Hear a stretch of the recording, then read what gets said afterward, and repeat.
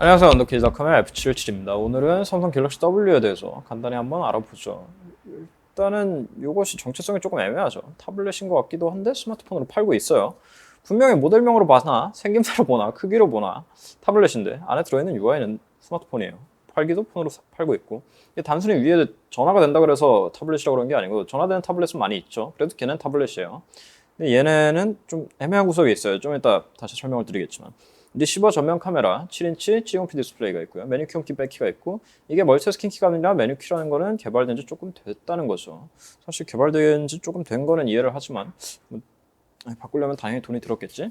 그리고 오른쪽에는 전원키가 있고 볼륨키, 위쪽에 3.5파 이어폰 잭, 2차 마이크, 왼쪽엔 아무것도 없고 아래쪽에 마이크로 USB 포트, 마이크 정도가 있네요. 그리고 뒤쪽에는 8메가픽셀 카메라, LED 플래시, LTE 로고, 삼성 로고 스피커 그릴 정도가 있고 뒤쪽에 요거는 노트 3부터 들어갔던 요 가죽 스티치 문양이 들어가 있어요. 근데 이게 작을 때는 괜찮은데 좀 커지니까 좀 징그러운 것 같은 느낌이 드는데 기분 탓이겠죠. 일단은 제일 충격과 공포인 거는 크기예요. 분명히 7인치 치고는 작은 거는 맞기는 한데 일반적인 스마트폰과 비교를 해보면 갤럭시 S4가 사실 작은 폰은 아닌데 이 정도 크기 차이가 나는 거죠. 이쯤 되면 이 두 개를 똑같은 스마트폰에 분류해 놔도 되는지에 대한 의심이 생기기 시작해요. 그렇게 LG G3가 들어가면 이는 조금 큰 축에 속하는 폰인데 그래도 여전히 정말 넘사벽의 차이가 존재를 하죠. 이쯤 돼서 우리에게 작년 이맘때쯤 충격과 공포를 안겨준 엑스페리아 Z 울트라가 들어가도 얘가 더 커요. 이쯤 되면 좀 무서워지기 시작하죠. 얘랑 비교해야 될 건 사실은 9 갤럭시 탭이 아닌가 하는 생각이 들 정도로 9형 갤럭시 탭에 비교하면은 확실히 폭이 좁아지고 이제 전화 수화부도 위로 가고 해가지고 보다 휴대폰의 면모를 갖춘 거는 사실이기는 하나 여전히 스마트폰으로 보기엔 좀 무리가 있죠. 왜냐고 하면 분명히 모델명도 타블렛이기 때문에 근데 보면은 UI를 보면은 이게 터치 위주 UI잖아요. 근데 이게 타블렛 UI랑은 다르게 여기서 스마트폰 UI를 넣어놨어요. 그러니까 분명히 SK가 팔아야 된다고 이제 요청을 했겠죠. 그랬기 때문에 부랴부랴 타블렛으로 있던 거를 스마트폰인 것처럼 둔갑을 시켜가지고 판 입장은 이해를 하지만 그래도 보는 소비자 입장에서 당황스러운 건 마찬가지라는 거. 이런 큰 거에서 전화를 해야 된다니 정말 오마이 말이 저절로 나오죠. UI 자체는 별로 특별할 게 없어요. 삼성 터치 UI는 우리 맨날 봤던 거니까. 그리고 뭐 설정창 같은 데서도 별로 특별할 건 없어요. 기능 면에서도 별로 특별할 건 없다. 노트 3에 들어갔던 요 밀어가지고 화면 작게 만드는 요 기능이 들어가서 한 손으로 쓰실 수 있다는 거 이외에는 근데 뭐 요거는 글쎄 뭐 이렇게 큰 게 저렇게 해본들 큰 의미가 있나 싶긴 한데 전화할 때도 굉장히 이상하고 저 이거 가지고 전화 몇 번 해봤어요. 정말 네 정말 색다른 경험이었어요. 너무너무 색달라서 여하튼 근데 제일 문제는 사실 그거예요. 그러니까 스마트폰이 어디까지 커지냐에 대한 거를 한계를 정하고 싶진 않아요. 뭐 분명히 여러 가지 수요가 있는 거니까 그건 제가 정할 거는 아닌 것 같고 근데 중요한 거는 이제 이렇게 시장을 좀 키우기 위해서 이제 나름대로 새로운 라인업의 스마트폰을 만든 거잖아요. 7인치까지는 이제 삼성도 안 해봤으니까.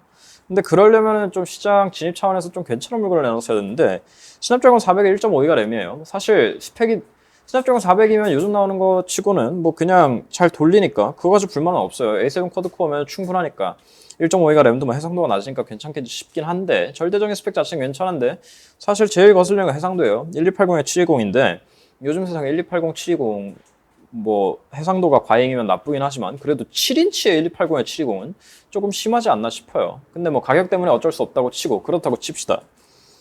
근데 제일 문제는 최적화에 문제가 있다는 거예요. 멜론으로 스트리밍으로 음악을 들을 때 소리가 끊겨요. 소리가 끊기는 게 이게 4.3 펌웨어 자체 문제일 수도 있지만 전반적으로 최적화의 문제라는 게 좀 느껴지는 게 웹서핑 같은 걸 할 때 좀 버벅이는 게 있다는 겁니다. 그래서 저는 이게 최적화 자체에 좀 문제가 있지 않나 하는 의구심이 들어요. 일단 그게 첫 번째인데 분명히 점수상으로는 이상할 게 없어요. 스냅드래곤 400에 720p니까 평균적으로 나오는 17,000점 정도의 점수가 나와요. 그렇기 때문에 사실은 돌리는데 문제가 없어야 되는데 왜 이게 버벅거리고 끊기고 멜론 스트리밍이 자꾸 문제가 생기고 이러는지는 잘 모르겠어요. 단순히 멜론 스트리밍만의 문제가 아니라 전반적인 문제가 있다.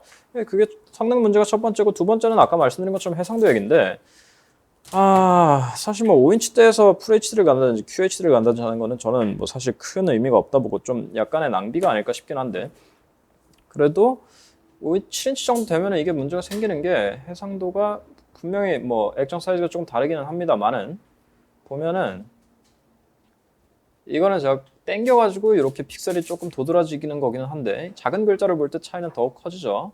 이런 글자를 볼 때 분명히 선명도의 차이가 있다는 거예요. 격자 무늬도 보이기 시작하고 이쯤 그러니까 갤럭시 W쯤 되면은 그냥 맨눈으로 봐도 충분히 문제가 보인다는 거예요.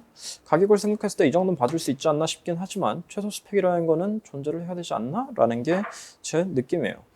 그러니까 카메라 같은 경우에도 마찬가지고 카메라도 별로고 소리도 그냥 별로예요. 그냥 그래요. 배터리 같은 경우에는 조금 꽤 버텨주는 것 같긴 하지만 3200mAh에 이 정도 그러니까 지금 디스플레이를 1시간 반 정도 켜놨는데 73% 남았다는 거는 이 정도면 꽤 버텨주는 거긴 한데 폰이 버벅거리는 게 이걸 버티게 하려고 CPU 가버너 쪽을 조금 건드려서 그런 게 아닌가 하는 의심이 들어요. 그러니까 결국엔 억지로 약간 늘려놓은 것 같은 느낌인데 뭐 그거는 개인의 차가 있을 수 있겠습니다만은 적어도 폰을 쓰면서 버벅거리면서 짜증나게 하지 말아야 되지 않는가 아닌가 싶어요. 그러니까 예전 같았으면 제가 이게 뭐 이런 커다란 게 뭐 스마트폰이야 미친 거 아니냐라고 했을 텐데 그런 거 같진 않아요. 제가 갤럭시 노트 때 이제 충분히 혼났기 때문에 저는 갤럭시 노트 같은 커다란 거 아무도 안 쓸 줄 알았는데 왜 잘 팔리잖아. 제일 잘 팔리잖아. 저도 한 대 써봤고.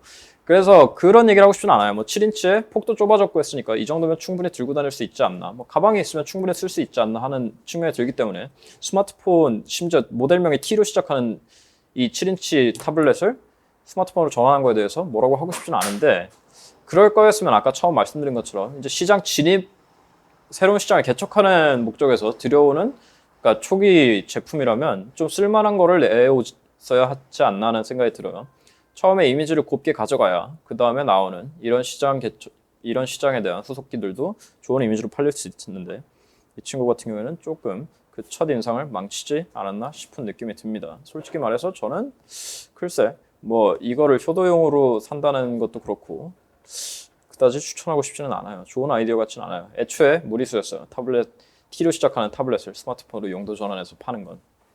요즘 공짜로 많이 풀리던데 공짜라면 뭐 고려해 볼 수도 있지 않을까. 그 정도가 갤럭시 W의 결론이 되겠습니다. 저희 언더케이지 구독 잊지 않으셨죠? 10만이 되는 그날까지. 10만이 돼도 당연히 구독은 해주셔야 되는 거고 페이스북, 트위터, 인스타그램에 언더케이지 뷰 채널까지 구독하신 거 잊지 말아주시고 다음에 이 시간에 뵙겠습니다. 끝!